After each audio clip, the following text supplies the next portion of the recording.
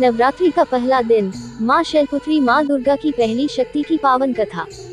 नवरात्रि में दुर्गा पूजा के अवसर पर दुर्गा देवी के 9 रूपों की पूजा उपासना बहुत ही विधि विधान से की जाती है।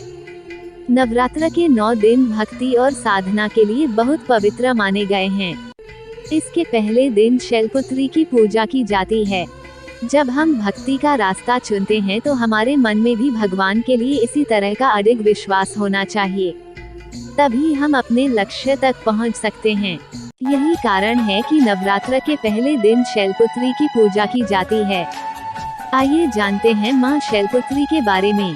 माँ शैलपुत्री की कहानी। इसका अर्थ है पहाड़ों की पुत्री। माँ दुर्गा को सर्वप्रथम शैलपुत्री के रूप में पूजा जाता है।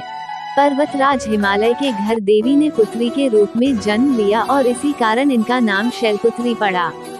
प्रकृति का प्रतीक माँ शैलपुत्री जीवन के प्रत्येक क्षेत्र में सफलता का सर्वोच्च शिखर प्रदान करती है।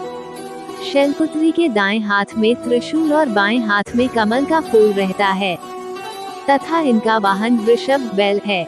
माँ के इस रूप को लाल और सफेद रंग की वस्तुएं पसंद होने के कारण इस दिन लाल और सफेद पुष्प एवं सिंदूर अर्पित करें और दूध की मिठाई का भोग लगाएं।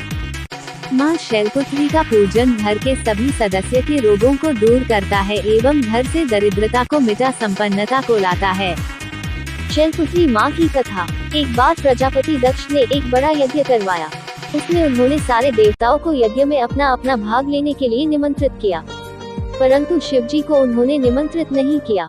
जब नारद जी ने माता सती को ये यज्ञ की बात बताई, तब माँ सती का मन वहाँ जाने के लिए बेचैन हो गया।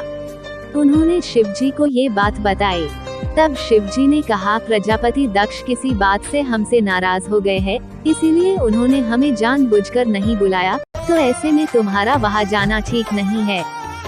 ये सुनकर माँ सती का मन शांत नहीं हुआ। उनका प्रबल आग्रह देखकर शिव जी ने उन्हें वहाँ जाने की अनुमति दे दी। जब माँ सती वहाँ पहुँची तो उन्होंने देखा कि कोई भी वहाँ पर उनसे ठीक से या प्रेम से व्यवहार नहीं कर रहा था। केवल उनकी माता ही उनसे प्रेमपूर्वक बात कर रही थी। बहनों की बातों में व्यंग्य और उपहास के भाव थे। भगवान शंकर के प्रति भी तिरस्कार का भाव है। दक्ष ने भी उनके प्रति अपमानजनक वचन कहे। इससे सती को क्लेश पहुंचा। वे अपने पति का यह अपमान न सह सकी और तब क्रोध में आकर माता सती ने उस यज्ञ की अग्नि से अपना पूरा शरीर भस्म कर दिया। इस दारुण दैत से व्यथित होकर शंकर भगवान ने उस यज्ञ का विध्वंस करा दिया। यही सती अगले जन्म में शैलराज हिमालय की पुत्री के रूप में जन्मी और शैलपुत्री कहलाईं। पार्वती और हेमवती भी इसी देवी के अन्य नाम हैं। शैलपुत्री का नाम पार्वती भी है।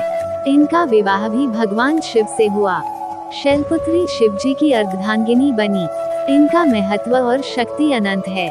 माँ शैलपुत्री का वास काशी नगरी वाराणसी में माना जाता है।